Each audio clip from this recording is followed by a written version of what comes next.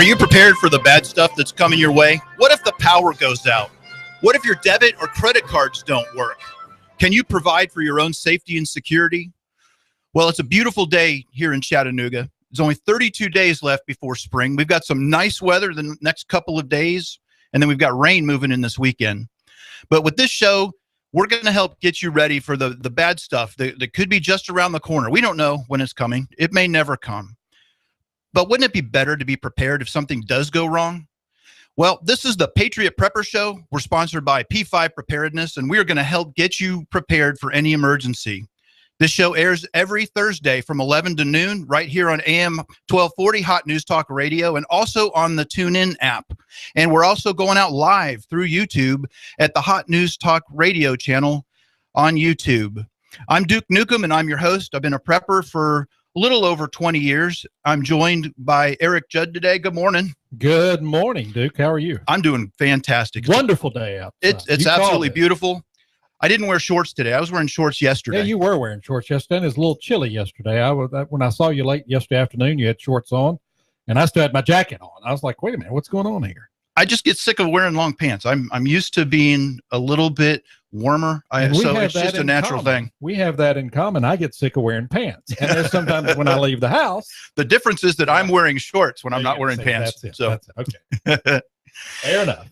Well, on a more serious note, the topic today, we're going to talk about safety. And when I start the show, I always talk about are the threats to your safety and security. Well, we talk about security a lot, but I want to talk about safety. That's something that's overlooked quite a bit. If you work in manufacturing or you work in industry, or if you work in the service trades, you're somewhat familiar with personal safety. But there's a lot of people that aren't. And just an example, if you have a push mower and you mow the lawn wearing flip-flops or no shoes, well, that's an example of something where you're not taking safety seriously, because there could be a nail in the grass, a sharp stick, there could be a snake hiding. You could end up with a bad cut on your foot just by stepping on something that's hidden in the grass. And there are worse things that could happen if you get your feet under the blade or something like that. That would be tragic. And so that's just an example of where you need to be safe by wearing the right type of shoes for what you're doing. So we're going to go through quite a bit of things on the safety front, but I want to cover a couple of tidbits first. I always like to start talking about the Baltic Dry Index.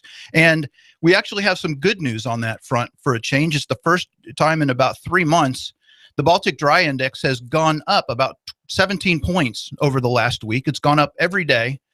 Maybe a point or two. So it's up to 307 points, up from 290 a week ago.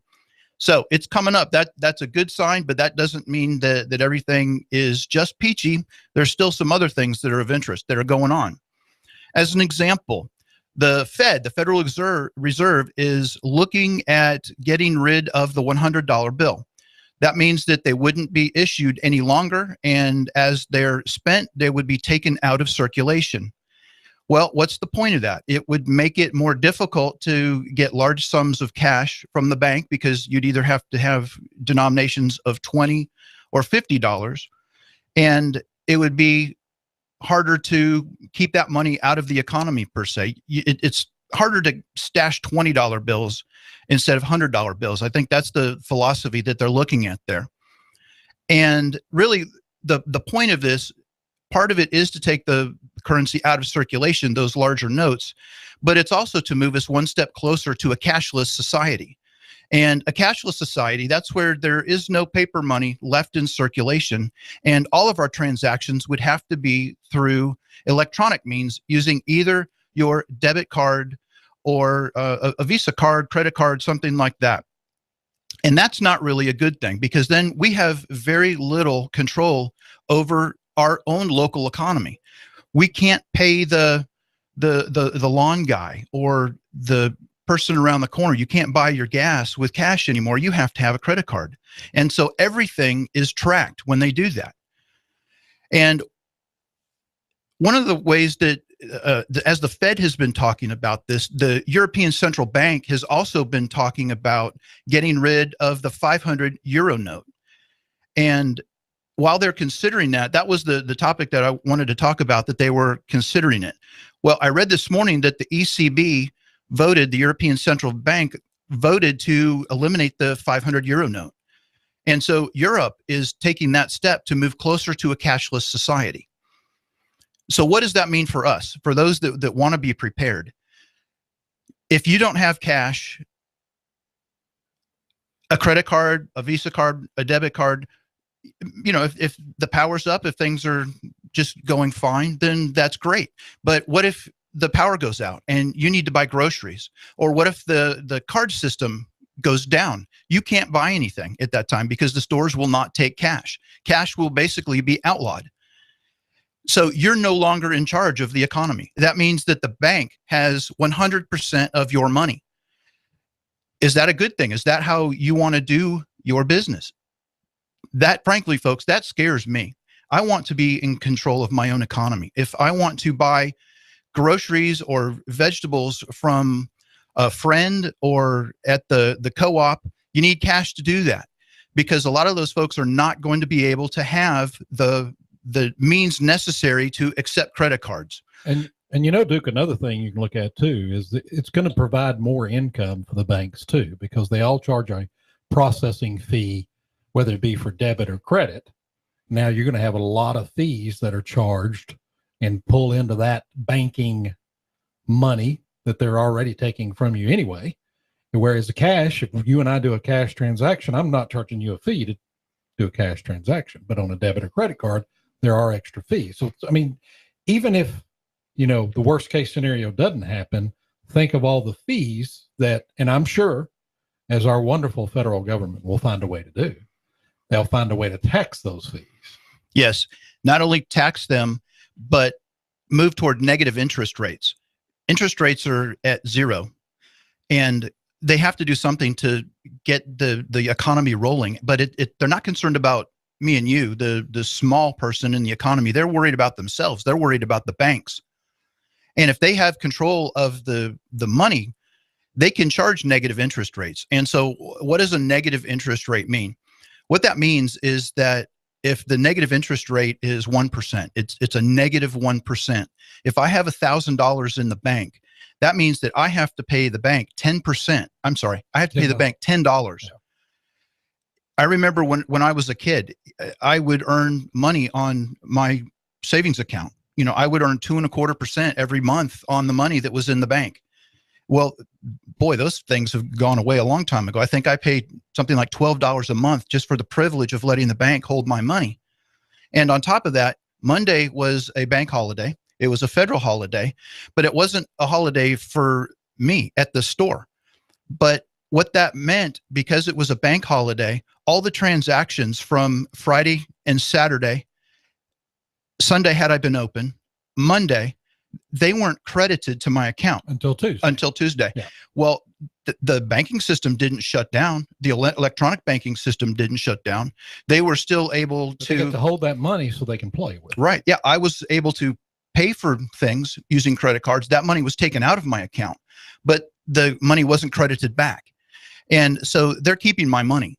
And I don't like that. I want to be able to control my own economy, my own local spending, and cash is important. So where am I going with all this? The point is that you need cash. You need to keep some cash on hand. If the grocery store for 3 days wasn't able to accept credit cards or debit cards, would you be able to go buy groceries for the week? Would you be able to buy the things that you need? And so cash is very important. Make sure that you have some cash on hand. I agree with you. I think you should have cash not only on your person, but you need to have cash put away someplace. Enough cash. I've always thought enough cash to live on a minimum of 3 to 4 months. I prefer more, but that's okay. You know, I mean, it's your economic situation may be different. Right. You may not be able to do that, but you better start putting some of that cash away. All right. So this show is sponsored by P5 Preparedness. P5 is located on East Brainerd Road between Gun Barrel and I-75, exit 3A. Look for the big Army green deuce-and-a-half truck parked right out front. You'll see the signs that say P5 Preparedness. So turn at the stoplight or right in front of the store and come in. We're open Monday through Saturday, 10 a.m. to 7 p.m. We offer a long list of classes. We have classes 3 or 4 nights a week and also on the weekends. So look us up at p5preparedness.com, or you can go to our Facebook site and learn all about the classes that we offer. Tonight, every Thursday night, we have a networking class. It's free of charge. It starts at 6:45 and runs until about 9 o'clock. And we're going to talk about seeds. We're getting toward the planting season. It's, like I said, getting towards springtime. Now is a great time to start buying your seeds. And at P5 Preparedness, we do offer a full line of gardening seeds. These are FDA certified organic seeds, very important. And so do you know the difference between an organic seed and a GMO? GMO is a genetically modified organism. And is that important? Lovely. Wouldn't you want to eat something from that? A genetically modified organism. Yummy. And they do that with our food. Corn, and wheat, everything. Chicken. Yeah. And so that's very important. And what about hybrid versus non-hybrid seeds?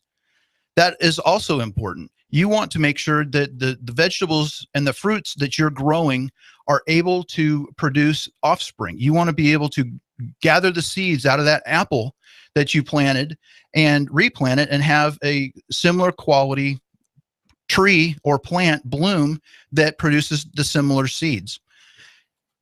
So come by the meeting.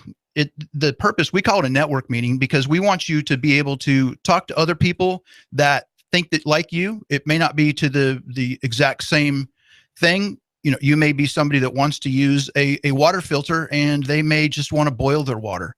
But the idea is that you're both there to share your experiences and to meet other people that share the same kind of thought process. And it really doesn't matter if you've been a prepper for 30 years and a professional or whatever, or you're just kind of interested in it.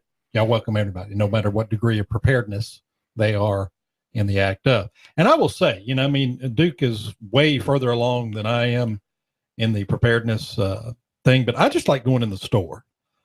It's just a neat store. I mean, there's a lot of stuff in that store that you probably wouldn't maybe think that would be in there. I mean, if you're a shooting enthusiast, they got all kind of holsters and other things, accessories for guns. A lot of people may not think you do have that. From time to time, you might have ammunition. You have water filters. I mean, all kind of cool stuff. Just go in and plus they've got that cool aquaponics thing, which go in and just see that. You need to see that. Everyone needs to see the aquaponics. I don't want to say contraption, but the setup you have in your store. We just call it a system, cool. Yeah, aquaponics system. Yeah, we're growing fish in there. We've had bluegill in there for about a year now, and they're mature. So we're going to wait another month or two, and then we're going to have a really nice fish fry. And the thing that's nice about that aquaponics system is that we're growing vegetables indoors. We've had vegetables in there year round ever since we put the system in, and they're doing remarkably well. And you mentioned the water filters, the Sawyer water filters. We've got a special on them this week for our radio listeners only. We're offering $5 off of the Sawyer Mini water filter. Those are normally $25, and so you can take one home today for $20. That's a fantastic deal. Everybody, you can't go 3 days without water, and you need to have clean water. And what better way than having a water filter so that way you don't have to worry about boiling it, or you're not going to find any pure water, even if it's coming from a spring outside of the in the woods somewhere. You're probably better off filtering that water. And so the Sawyer water filters are fantastic. $5 off the Sawyer Mini. So we want to talk about safety and why that's important. We talked about first aid last week. We've talked about first aid quite a bit on the show previously. The best way to treat an injury is to not get injured in the first place. If you think about some activities that you may not do on a regular basis that are somewhat dangerous, things like chopping wood using an axe or using a chainsaw, something as simple as gathering wood or digging a hole. These are activities that they're some are more dangerous than others. You know, you're thinking about, well, gathering wood, what's so dangerous about gathering wood? Well, there's a lot of threats out there. You're going to gather wood off the ground. You're looking at sticks that have fallen or trees that have been cut down. And there are dangers that are on the ground. There might be spiders. We have black widows, brown recluses in this area. What about snakes? We have a number of venomous snakes in this area. We have rattlesnakes, obviously, that live up in the trees, timber rattlers, the southeastern diamondback or the eastern diamondback rattlesnake are in these areas. And you need to take precautions. So even something as simple as gathering wood, there's mosquitoes, there are wasps, there's all kinds of bugs out there. And so as something as easy as gathering wood, it could potentially be life-threatening where there is no organized medical treatment available. If you were to misswing an axe and you cut your leg, that's something that's going to require sutures at a minimum.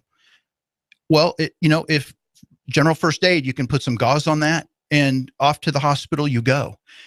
But what if there is no hospital? What if there is no doctor? What are you going to do?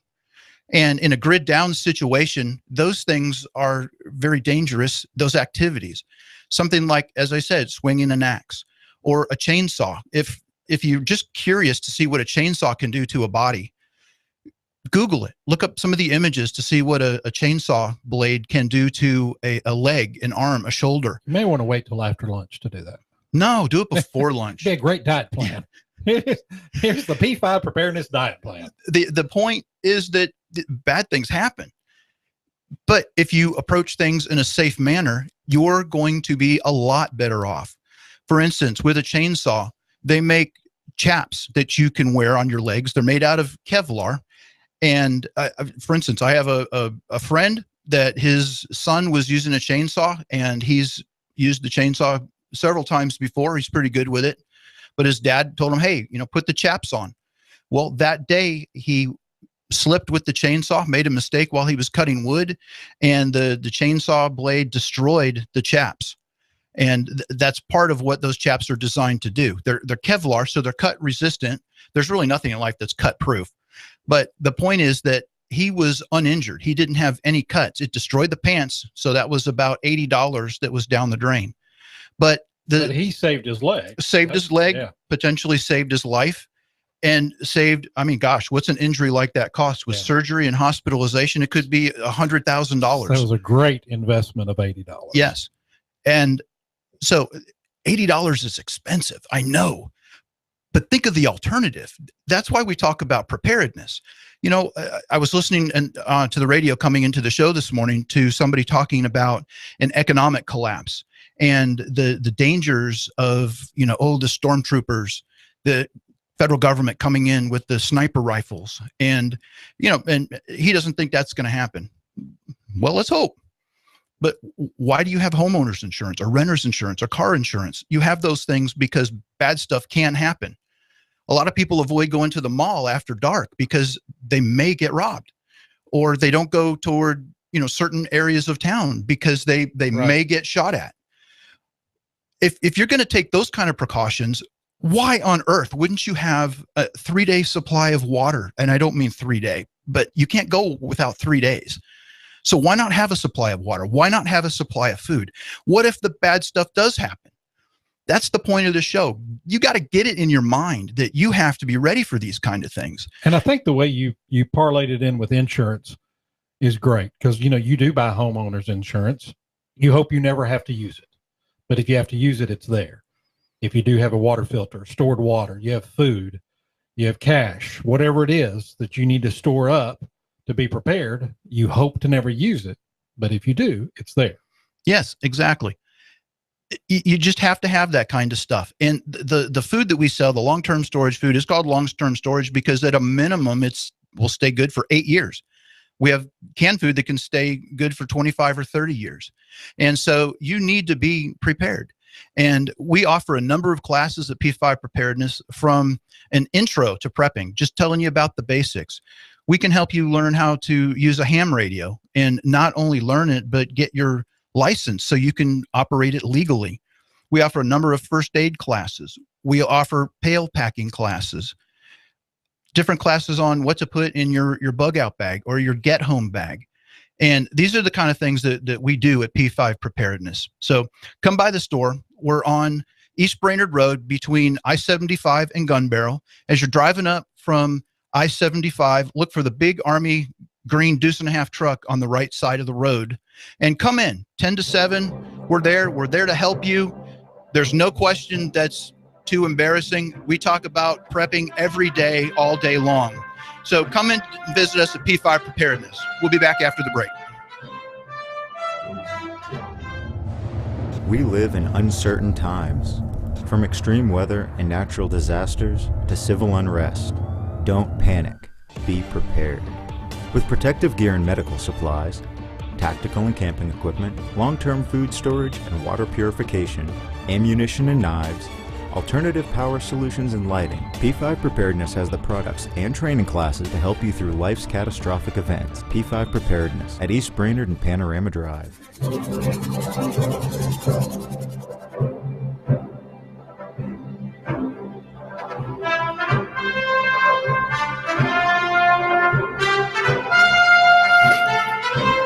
We're back on the Patriot Prepper Show, sponsored by P5 Preparedness. We're here to help you get ready for disasters and emergencies.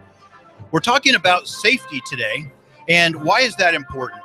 We're going to talk just this first little segment here about hand safety, and there's a couple things that you need to do to protect your hands. The first thing you need to do is wear gloves where appropriate, and you need to wear the right kind of gloves. And I'll give you an example. I have a really nice pair of leather palmed work gloves, and on the back it's kind of a cotton mesh, and the leather part, it's fantastic for something like digging, using the inside of your hand for carrying a rifle, things like that, where you're having maybe a rough surface. That leather protection is fantastic. But like I said, they've got a light fabric kind of to air your hands so they don't sweat as much. And you wear gloves no matter the time of year.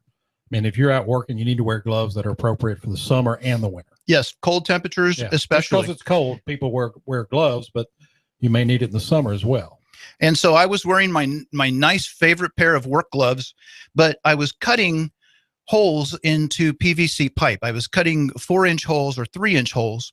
And so that has a big 3-inch spinning blade on it. And as I was holding it, the bit started to shake a little bit in that PVC pipe. And so I put my right hand closer. I'm left-handed, so the left hand's on the drill, pushing down into the pipe. And that hole saw, it kicked out of the pipe and it tore into my finger. And I looked down and I saw the large hole in the glove, and my finger kind of felt funny. So I ended up looking in the glove, and I had a massive cut on my finger. And so I've got the scar on my finger to prove it for you watching at home on the video.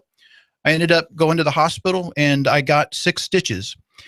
That could have probably been avoided if I was wearing 100% leather gloves. I was wearing the wrong glove for the job that I was doing. I didn't take the time to think about what I was doing. I was just going with the gloves that I was most comfortable with, and I ended up with a very nasty cut right on the knuckle. And it's been almost a year since I cut my finger, and I've gotten most of the feeling back. I've got most of the flexibility back in my finger.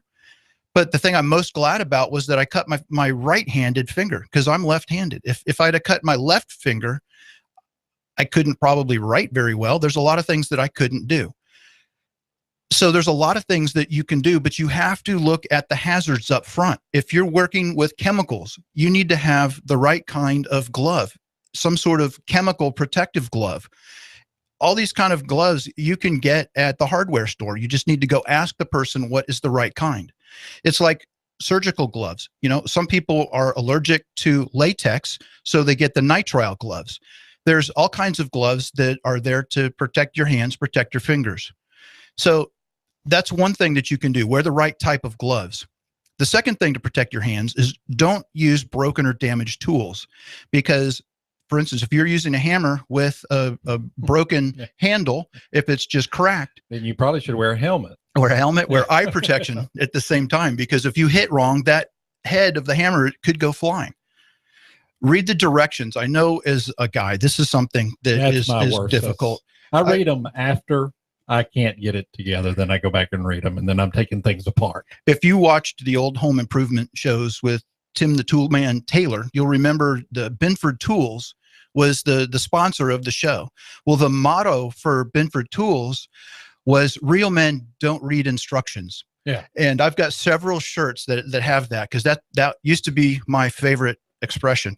But I can't tell you how many times I have hung a ceiling fan twice. Yeah, that's me. Everything's twice. Because I hang the ceiling fan, it's completely done, and then I realized that I forgot to put the little decorative flange at the very top, and you have to take the whole thing apart, even the blades. Or you look around and there's a lot of parts left over. You usually have one or two. They'll tell you that if you read the instructions, but when you have half as many parts left over, you've probably put it together wrong. Yes. Read the instructions first, even if they're in Chinese. I did get a product where I had no English instructions, and there were pictures, and those were a help. So read the instructions, don't use damaged tools, and wear the right kind of gloves. And then one thing that you can do, very important, we're in an automated society right now. There are so many things that we do where we rely on technology. But what if technology goes away? I mean, think about if you have to turn a screw and you don't have your drill, you don't have the cordless screwdriver or something, you're putting that screw in manually. Well, do you have the hand strength, the grip strength, the forearm strength to do that kind of job? Or if you have to dig a hole, and if you dig a hole for a latrine, yeah, those are big words. If you have to dig that kind of hole, it's going to be at least 3 foot wide and 3 feet deep. It should be probably 4 feet wide and 5 feet deep. But are you going to be able to work for 3, 4, 5 straight hours using your hands to dig that? You need to get that hand strength back. A lot of people, you may be in the car, you may be driving, or maybe you're in a truck. That's what you should be driving, is a truck. There are exercises that you can do. You can put your fingers on the steering wheel and you can push down on them and give resistance to your fingers on that steering wheel, and that will help build up the strength in your fingers. And so there are things that you can do to strengthen your hands. There's equipment that you can buy, but there are things that you can do. You can buy cheaply things that you have around the house, like a bungee cord. You could do amazing things to strengthen your hand strength with just a bungee cord. If this were a different show, I would say something about that, but I'm not. Are about you your hand strength? Yes. No, don't use the shake weight. I know that you've used the shake weight before, but yeah, we don't know. I have tremendous hand strength in one hand, but I've got to work on the other hand. Yes, learning to be ambidextrous is another thing that's important to do, because if you have your dominant hand in a cast, let's say you've broken your wrist, there are certain bodily functions that are very difficult to do with your opposite hand. Try brushing your teeth with your left hand if you're right-handed. And there are other things that are just as difficult, if not more difficult, to help with your sanitation if you don't know how to use both hands for that. All right, so hands, obviously very important. Another thing, right after the use of your hands, is your eyes. And there's really not a lot to say to eye safety other than wear the right kind of safety glasses. Safety glasses, you want something that will wrap around a little bit. If you look at like the cool sports sunglasses that wrap around, kind of like Arnold Schwarzenegger wore in The Terminator. Those are really handy glasses to have, but you need to get ones that are safety glasses. They're shatter resistant. There's an ANSI standard. That's the American National Safety Institute. It's the Z87 standard. You want to have Z87 protective safety glasses. And you would use those really if you're outdoors, if you're using the chainsaw or the axe, or you're drilling holes where sawdust can kick off, or if you're shooting. Always wear bullet resistant, or some sort of flying debris resistant glasses to keep those things out of your eyes, because your hands and your eyes are probably two of the most important things that you have, and you have to be able to protect them. Another thing we're not going to spend a lot of time on is protecting your hearing. You need to wear some sort of hearing protection, and there are ear plugs that go inside your ears, or there are ear muffs that go on the outside of your ears. Both are important. There's a lot of applications where you should wear both. You put the earplugs inside your ears, and then you wear the ear muffs over the top of that, and that'll give you substantial hearing protection. Whenever you're working around an air compressor or power equipment, a table saw or a Are drill. you around a teenager that has a boom box? Loud music is really bad for your hearing. And the thing about your hearing is once it's gone, you can never get it back. They don't have any ways of doing that through regrowth. I mean, they can implant a cochlear ear implant in the side of your head, but that's about the only way. And that is very expensive, and that doesn't work for everybody. So if you're going to have loud, sudden noises like a gunshot, those type of hearing protection devices are crucial. You don't want to lose your hearing.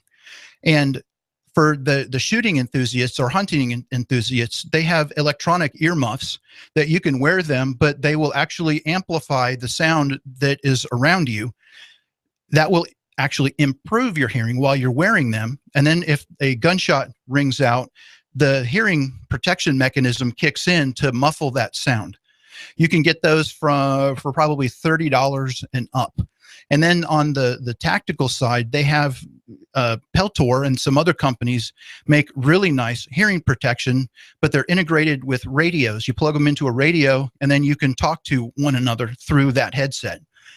Those can run $300 to $400 and up. But very important, you're protecting your hearing while you're also able to hear what's normally around you. So we've talked about hand safety and head safety. Obviously, if you're felling trees or something, you'd want to wear a hard hat. They're not very expensive, but they're designed to protect blows from falling on your head. If something does hit you, it's going to bounce off. It might hurt a little bit, but not as bad as a tree branch falling on your baseball hat. No, not at all. It depends who you are. Now, some people may not need the hard hat. They already have a hard head. I can name a few. Yep. But that's okay. But at the very least, sometimes you have that hard head, but you still will get stitches. Yeah, that's it. All right. You just don't realize you need them for a couple of days. Yep. Foot safety is something, again, that's overlooked. You don't want to be mowing the lawn in your flip-flop sandals or your bare feet. You might step on something. You might get stung or bit. Something could kick out from the blade and hit you in the foot, could result in stitches. Or worse, you could lose a toe if you get underneath that mower. And of all things, I'm going to say foot safety is probably the least thought about because people don't think about it. They put their shoes on. They don't, they may think about what they're wearing to coordinate with the clothes they're wearing. But if they're out doing something, they'll just go and grab a pair of tennis shoes or something like that when they actually may need steel-toed shoes. Right. And boots are the best because, especially for mowing, because those will give you some protection for when that rock does kick out. If you're mowing in any kind of soil that there are, sticks or rocks or something, eventually something's going to kick out and it's going to gouge you right in the shin. It also gives you some support in your ankle too. So if you step down the hole, you don't turn your ankle if you're wearing a pair of boots. And, if this is way off the subject of preparedness, but we're talking safety. If you are mowing lawns, if you're a kid for the summer and you're mowing lawns or something, if the area is wet or if it's somewhat hilly, you can wear cleats, soccer cleats, baseball, football cleats. Very good to help with the traction on those surfaces. Well, one other thing for footwear for boots is that there are steel-toed boots. They have a steel cap inside the leather. Most people that work in manufacturing or industrial settings are very familiar with these type of boots. If you're going to be working around equipment where something may fall, something heavy, if you're working with a 5-pound hammer, if you think that those steel-toed boots don't matter, just go ahead and drop it on your tennis shoe. No, don't do that. You may have already done that. Or your flip-flop. Even better. So things like if you're working with an axe or a chainsaw, those steel-toed boots are very important. Because leather is better than nothing, but a big heavy axe or a chainsaw can still cut through the leather. It'll be more difficult to go through that steel. One thing that if you're standing all day or for long periods of time, you want your boots to have a good heel on them, maybe an inch or so. I'm not talking decorative boots that the ladies wear in the mall or something like that, but just something that will gives you enough cushion. If you're standing, comfortable too. I mean, that's going to make you comfortable having a good heel on it. That's right, and that'll help with the standing. Will help with the fatigue. So the heel on the boots, the right sole, is very important. Another thing that is somewhat overlooked, and this is something I've been dealing with for about the last year, is it's under the topic of back safety, but taking care of your back. As we get older, I sat in an office chair in my previous job for a lot of hours during the day, and I didn't really take advantage of the opportunities I had for exercise. And so I developed some lower back pain. And it really just boiled down to two things: poor posture and poor circulation of the blood through my lower back. So I have a lot of stiffness in my back, and I'm working through that. But there are things that you can do to protect your back. And that is stretching before you do any type of physical activity. It doesn't have to be exercise. It could just be work. If you're moving boxes at work, things of that nature, just carrying stuff, it's important to stretch beforehand. Be careful with the movements that you have. Don't overexert yourself where your arms are a long way out away from the central part of your body. You want to do strengthening exercises. And a lot of these things are exercises you can do while you're sitting in a chair or you're in your car. You can learn about a lot of different things through your doctor or on the internet. Don't do anything crazy. Always check with a physician before you start an exercise or diet regimen. And then if you have a lot of stiffness in your lower back, that might just be, again, due to poor circulation. You need to get proper circulation of blood flow through the vertebrae in your lower back. And maybe it's time to go see a chiropractor or a physical therapist or something similar. Figure out what you need to do, but those are things that you need to take care of to protect your body. Exercise is something that's very good. And, I haven't talked a lot about exercise, but you need to be in good shape. These are some things from, as Eric said, with your boots, taking care of your ankles, but you can strengthen your ankles just by standing on your toes, or you put your toes on a 2x4, for instance. And if you just stand up 3 or 4 times, just every now and then, stretch those calf muscles out, you can do a lot to improve your safety and also your stamina. And Duke, as you always say, it starts in the mind. If you're going to do a project and it's going to be, especially, if you're in a situation where if you get hurt, you may not can get to a hospital or you may not get to a physician, start, be aware of what you're doing, kind of think it through in your mind and plan it. But it starts in your mind. That's what you always say. Preparedness starts with your way of thinking and kind of planning out before. You need to do that with a project too. Yes. Planning is very good. Proper planning prevents poor preparedness. And that's what P5 stands for. I was going to say, that'd be a great name for a company. Maybe that sounds good. Yeah. We should have done like P6, get practice in there somewhere, because you need to practice on what you're doing. And so, as I was saying, the point of the safety topic here, I know it may sound boring. Who wants to mow the grass with hearing protection and a hard hat and steel-toed boots? Well, and Bermuda shorts. Well, now I just want to go out in Bermuda shorts, There you go. So the point is that you have to start practicing safety now so that when things are really bad, you're in the habit of doing it. I ended up cutting my finger, as I said, because I'm in the habit of doing certain things. I didn't plan properly beforehand, and I hurt myself. And so you get that chainsaw injury now, you go to the hospital. You screw up with an axe, you go to the hospital, and 9 times out of 10, they fix it. Maybe it's 99 times out of 100. It doesn't matter. The point is that if you get hurt in a grid down situation and there's no medical help readily available, what are you going to do when you have a serious injury? There are certain tasks that are just going to have to be done in a grid down situation.